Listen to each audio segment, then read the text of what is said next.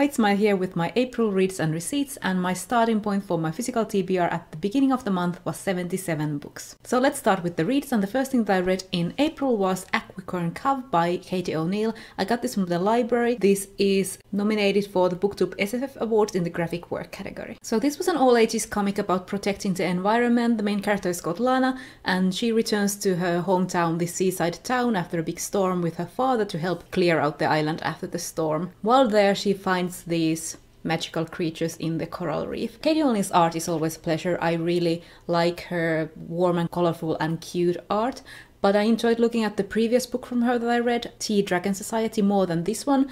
This might be a weird opinion, but it might just be too orange for me, and I might have just enjoyed the color tones of the Tea Dragon Society one more. And this has a nice environmental message for kids. It has information about coral reefs and protecting the environment at the back of the book. And the main theme of this seems to be using resources sustainably. So O'Neill's stories are always just a bit simplistic for me. It's an all-ages comic, so I gave this one 3 stars, but this does also include a female-female romance. So if you're looking for all-ages comics with some representation, Katie O'Neill's comics are a good choice for that. The second thing that I read was a novella that I got from Overdrive from the library, and that was In an Absent Dream by Seanan McGuire. And this is the 4th novella in the Wayward Children series, and this one I read for Dewey's 24-hour readathon. So this series focuses on kids who discover portals in the magical worlds, and when they come back to our world they don't know how to deal. And this one is about Lundy, and her world is the Goblin Market. I didn't care for the 3rd book in this series,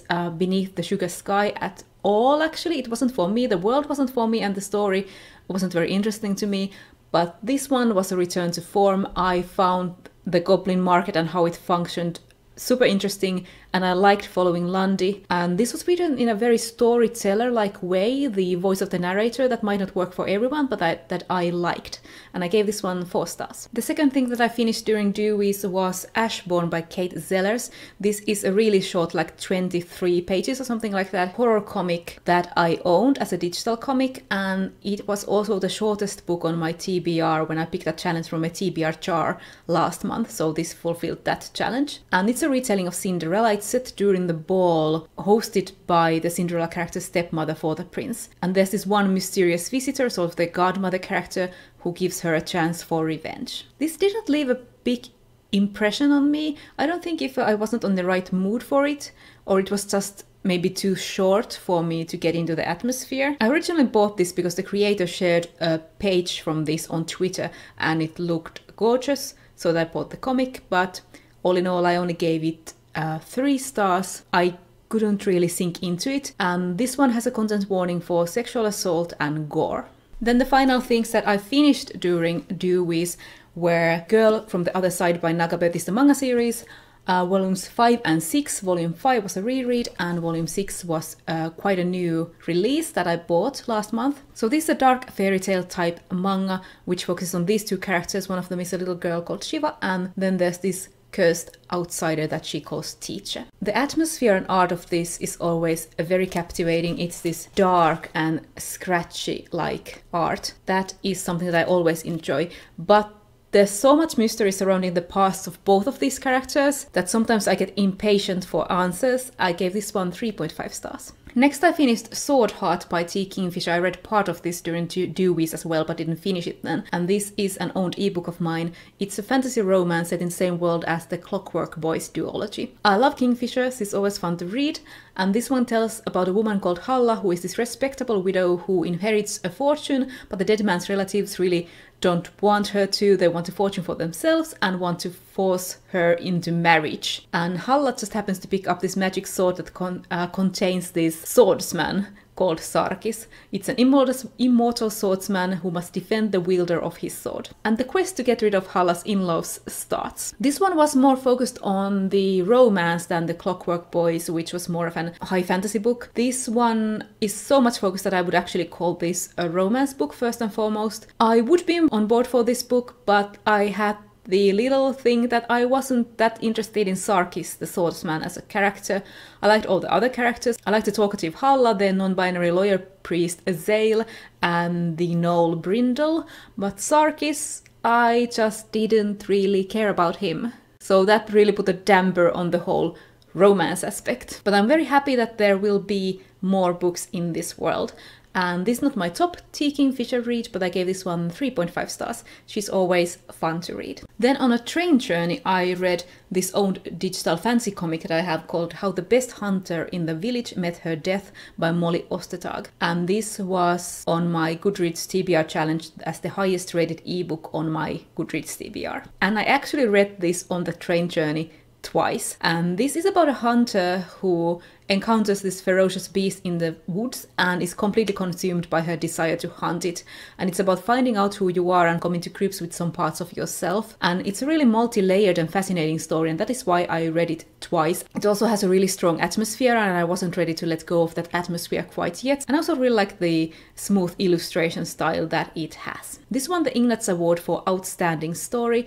The Ignatz Award is an award for small press and self-published comics, and this is available on Gumroad. I will leave a link to it in the description. I gave this 4 stars. Next I finished The Goblins of Bellwater, another owned ebook, and this was on my TBR as the lowest rated ebook on my Goodreads TBR. And this is a contemporary fantasy romance inspired by the Goblin Market poem by Christina Rossetti. And this is set in modern times at this imaginary small town of Bellwater, Washington. And there are 2 sisters. Livy is an environmental scientist, and Sky is a barista and an artist who is looking for a job as a graphic designer. And Sky is cursed by goblins that live in the nearby forest. Due to the magic, she can't talk about the fact that she is cursed. So there's this sort of a time limit until something bad happens to her. There's also Cait, who is a mechanic and an artist. He is a liaison for the goblins in the forest. It's this contract made by his ancestors that he has to bring gold to the goblins so that they will leave humans alone. And he's also Livy's love interest. And then there's Grady, his cousin who's living with him, who is the love interest for the sister Sky. This was very entertaining and fast to read. It's one of those, the very epitome of a 3-star book for me. It was a read that goes by quickly, that I enjoy when I'm reading it, but that I quite fast forget after I am done with it. Surprisingly, I was a lot more interested in the middle of the book with all the relationships than the end with a lot of magic and peril that you would think that I would be more interested in. I think that the ending also lost this sisterly aspect of the story in that it focused more on the romantic couples instead of the bond between the sisters. When it comes to the romance, like, it had some steamy scenes, but then it always faded to black without describing everything. Then I read The Wicked and the Divine Volume 8 by Kieron, Gillen and Jane McKelvie, an owned physical fantasy comic. I bought this last month, but I didn't haul it or show it to you yet, so this brought my physical TBR now to 77, but I read it, so it's back to 76. And this is the penultimate volume of this series about this group of gods, this pantheon that reincarnates every 90 years. And this one collects together short stories. These are one-shot issues of stories set in the past pantheon reincarnations and not the one in the main series. And this also includes a Christmas special and some funnies. The issues that I like the best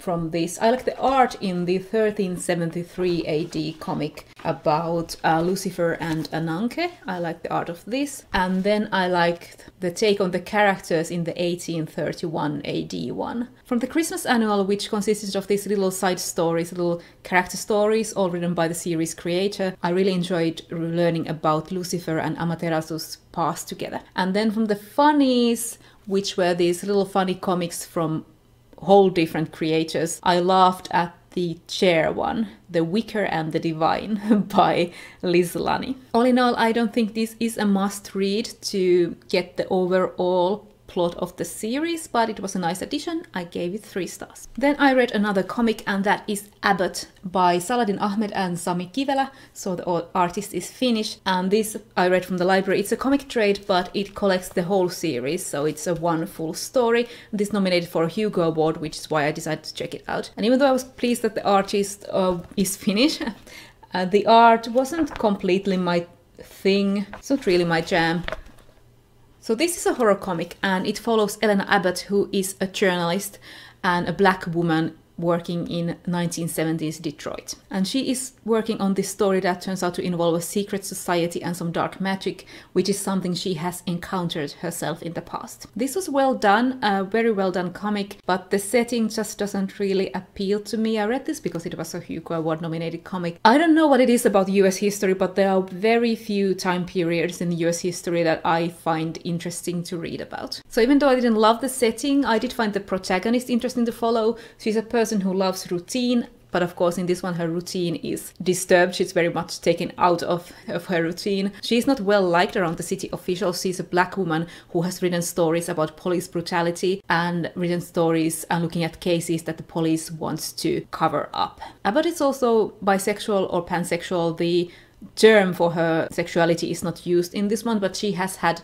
relationships with both men and women. In the end, like I said, it's a good comic, but it's not my kind of thing with the setting and the premise, and the art is not exactly my jam. If you are intrigued by the premise, I suggest you try this out. It might be something that you enjoy. I only gave it 2.5 stars, which is my not really for me rating. Then I finished an owned physical book of mine, and that was The Day of the Triffids by John Wyndham. And this is for the challenge of the most recently added physical book in my Goodreads TBR. And this is a science fiction book from the 50s. And the setting or the premise is that most of humanity wakes up blind one day after watching a comet shower one night. And the main character, Bill, can see because he was in the hospital at the time with a wrap around his eyes. It's about him navigating this new world where most people are blind and the society is sort of collapsed. Oh, and there are these walking plants called Triffids that are starting to kill people, but most people don't know about this yet. Bill is on the Triffid case quite fast because he has worked with them in the past, or his job revolved around them. He's a biologist. That was actually the most interesting part in this book for me, the past, looking at the Triffids and how they came to be around this world in such quantity. In the present day plot, I was often feeling frustrated with how often the protagonist's situation changed.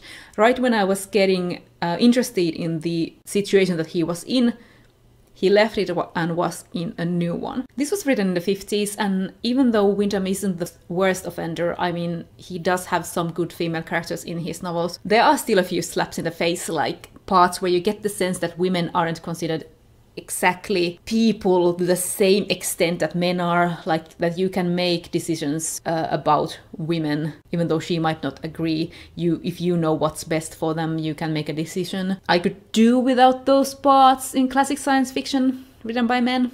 And I'm talking about one particular scene in here quite early on in the book, but I'm not gonna go into it. Also, one thing that I found very offensive and kind of weird about this was how quickly people started to kill themselves when they found out that they were blind and that other people were blind as well.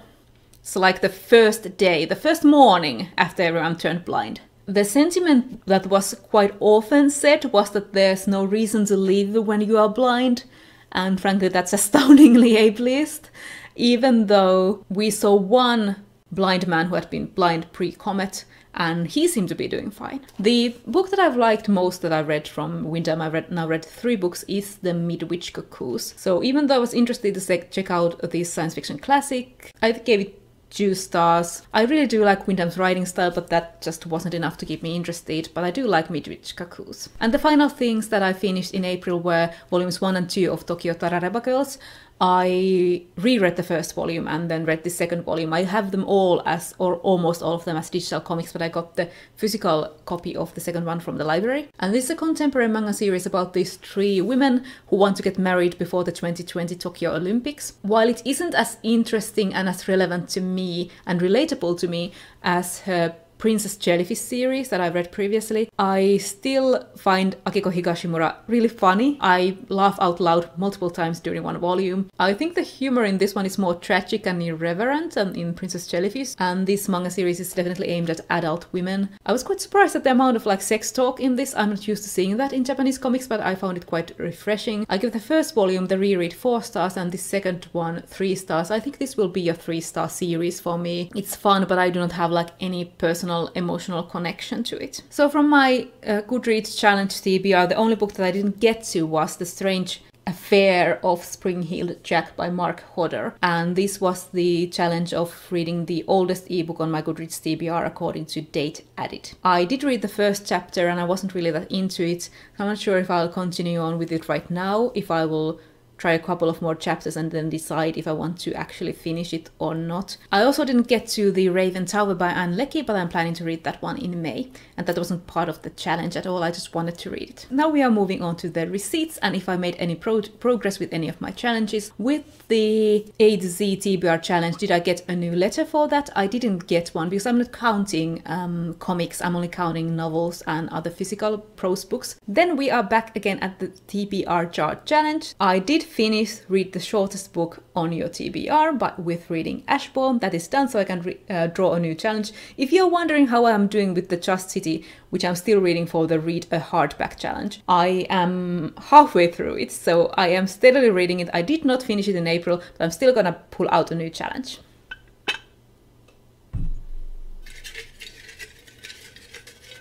And the new challenge will be try a chapter pick. So I will pick a book that I have featured in a try a chapter challenge. Hi, it's Maya from like 1 hour to the future. I went and watched my try a chapter tag videos. I have two, one for physical books and one for ebooks. And the two books that I haven't read yet from the physical book try a chapter were A Madness of Angels by Cait Griffin and Brideshead Revisited by Evelyn Waugh. The three books that I haven't read yet from the ebook try a chapter tag video were Central Station by Lavi Tidar, Experimental Film by Gemma Files, and 3 Parts Dead by Max Gladstone. So there are 5 books for me to choose from, and the two that I'm calling my name the loudest are Experimental Film by Gemma Files, it is a horror book, and 3 Parts Dead by Max Gladstone, which is a fantasy book. Then we're moving on to Can I Buy? Can I buy a physical book? And yes, I can. I read The Wicked and the Divine Volume 8, The Day of the Triffids, and also The Girl from the Other Side Volume 6, so 3 physical books, and I only need to read 2 to get a new one. And I actually just went and ordered from Book Depository another comic. I'm now spending my money on comics more than novels, and the comic that I picked was When I Arrived at the Castle by Emily Carroll, which is a horror comic that I've really been looking forward to because I love Emily Carroll's work. You might remember from my Best of 2018 video, her comic Beneath the Dead Oak Tree was one of my favorites, and this is her newest one. Then Can I Buy an ebook? Yes, I read both The Goblins of Bellwater and Swordheart, so I do get to buy one more ebook, but I still haven't bought like my last month's allowed ebook because there hasn't been any great sales or anything. I have looked at the science fiction and fantasy monthly deals on the Kindle, and I just haven't really felt drawn to anything, so now I have 2 ebooks that I can buy when I feel like it. Next is Can I Borrow a Book from the Library? And I did read 2 physical books and 1 ebook, so yes I do. I can unfreeze a hold. And this time I chose Atlas Alone by Emma Newman. This is my library app. The library has ordered 3 copies. They haven't arrived yet, but I am second in line, so when the new copies arrive I will get it fresh and new from the library. This is part of the Planetfall series. It's a science fiction series that I really enjoy, so of course I chose that one. So the books that I currently have out from the library that are left for May are The Signet, this is a bind-up. The Sorceress and the Signet is the first book that I will be reading by Patricia A. McKelvie. I have already started this one. It's a fantasy book. And then I have the mystery book Dumb Witness by Agatha Christie, the Poirot book that I had borrowed from the library for quite a long time, and I have now reached the maximum number of renewals, so I will have to read this in May. So that was everything except for the stats. In April I read 13 books, that was 2,429 pages. On average I read 81 pages a day and took 2 days for a book. So my current physical TBR number is now standing at 75 books. It's going down, but very, very slowly. That was all from my April reads and receipts, and I will see you in my next video.